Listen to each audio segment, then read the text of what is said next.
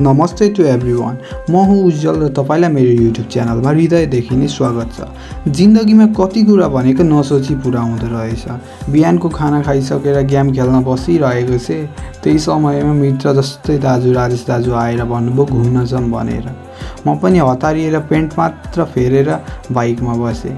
बाटोमा जाँदा जाँदै सल्लाह भयो कि नडाको बाटो हुँदै हामी नयाँ पुल जानेछौँ भनेर। त्यसपछि हामी बाङ्गेको बाटो हुँदै नडातिर लाग्यौँ। बाङ्गेबाट नडा जाने बाटो पिच थिएन। त्यसमाथि बाटोको बिचमा खाल्टै खाल्टा थियो। खाल्टोमा खल्च्याङ खल्च्याङ गर्दै हामी नडासम्म पुग्यौँ।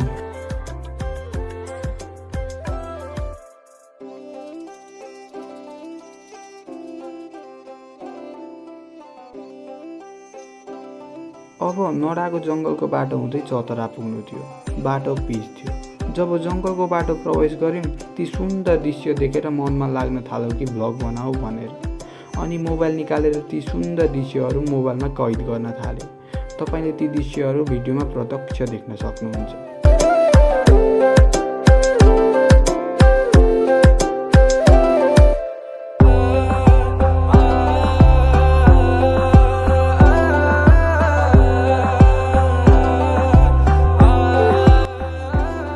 र केही समयको यात्रापछि हामी चतरा पुग्यौँ। चतरामा केही तस्बिरहरू खिच्दै फेरि हामी आफ्नो गन्तव्यतिर अघि बढ्यौँ।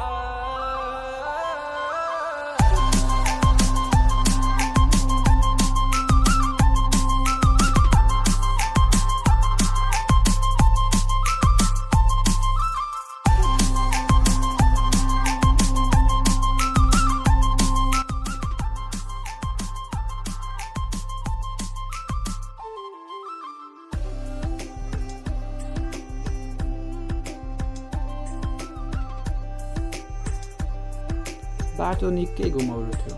ती माथि उकालो ओह्रालो, तल बगिरहेको कोशी र हामी सँगसँगै कुदिरहेको त्यही पहाडहरू देख्दा त लाग्थ्यो सायद स्वर्ग पनि यति सुन्दर हुँदैन होला भनेर।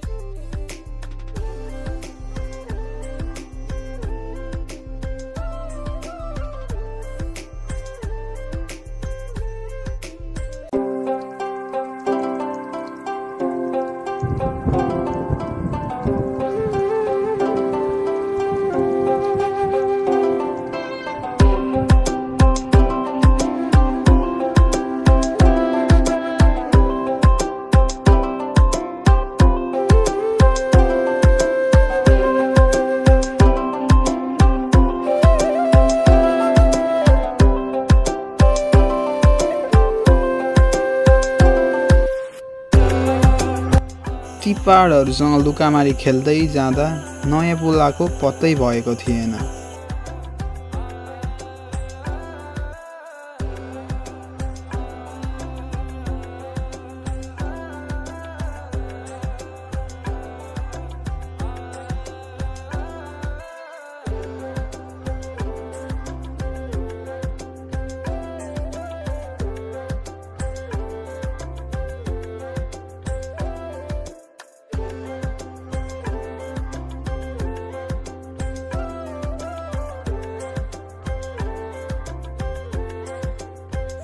अब नयाँ पुल आएपछि त फोटो नखिच्ने त कुरो हुँदैन।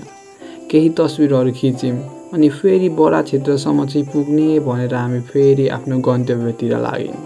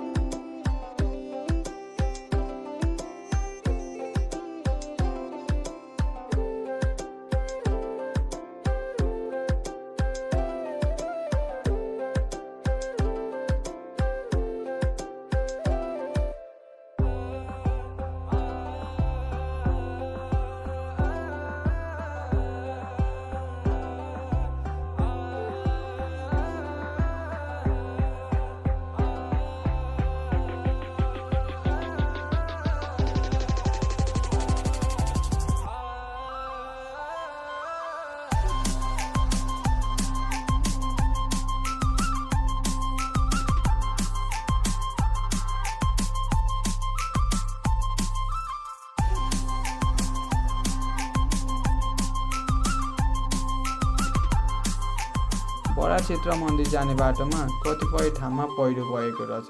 कतिपय ठाउँमा त बाटोमा पानी जमेर पुरै हिलो भएको थियो। कतिपय ठाउँमा बाइक ठेल्नु पर्ने सम्मको अवस्था आएको थियो।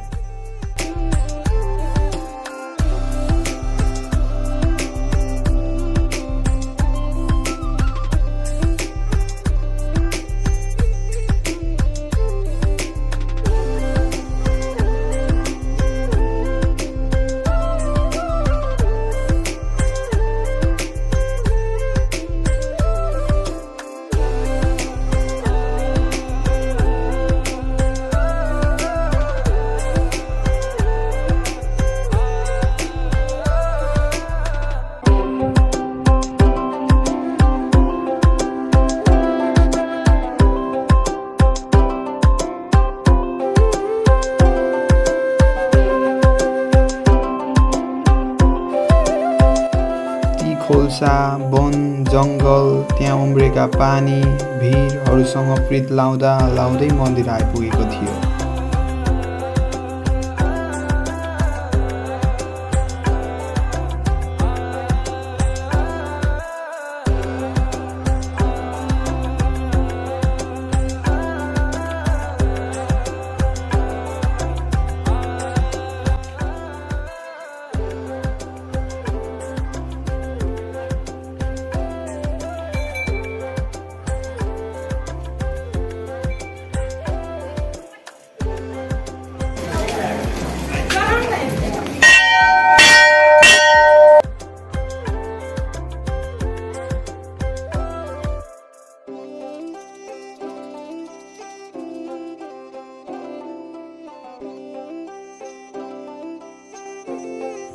यी दृश्यहरू देखेर मनमा कता कता लाग्दै थियो। सायद स्वर्ग त कस्तो थाहा छैन, तर यी ठाउँ स्वर्गभन्दा कम छैन।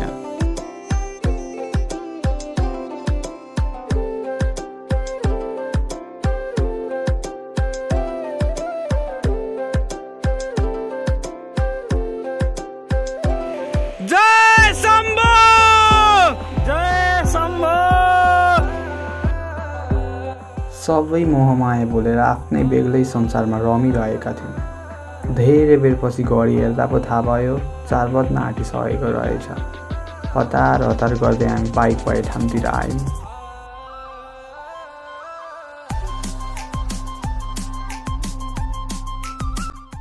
घर फर्किने समय भइसकेको थियो, तर पनि त्यो सुन्दर ठाउँलाई चट्ट माया मारेर जाने मनै थिएन।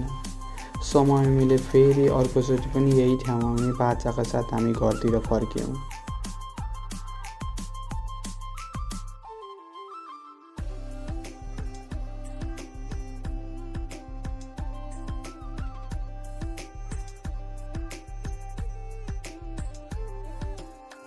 घर फर्केर आउँदै गर्दा आकाश पुरै सुन्दर सुन्दर बादलले ढाकिएका रहेछन्। ती दृश्यहरू यति सुन्दर थिए कि म वर्णन गरेर सुनाउनै सक्दिनँ।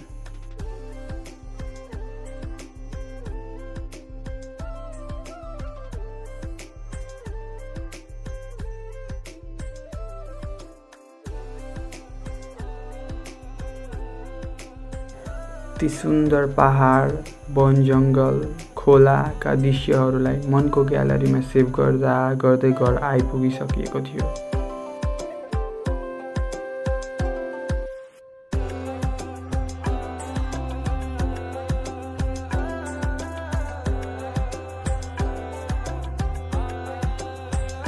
Thank you Rajesh Dai for this beautiful ride हैन। जस्ट ला थ्याङ्क यू अनएक्सपेक्टेड भ्लग भयो हैन गाइस। यही हो।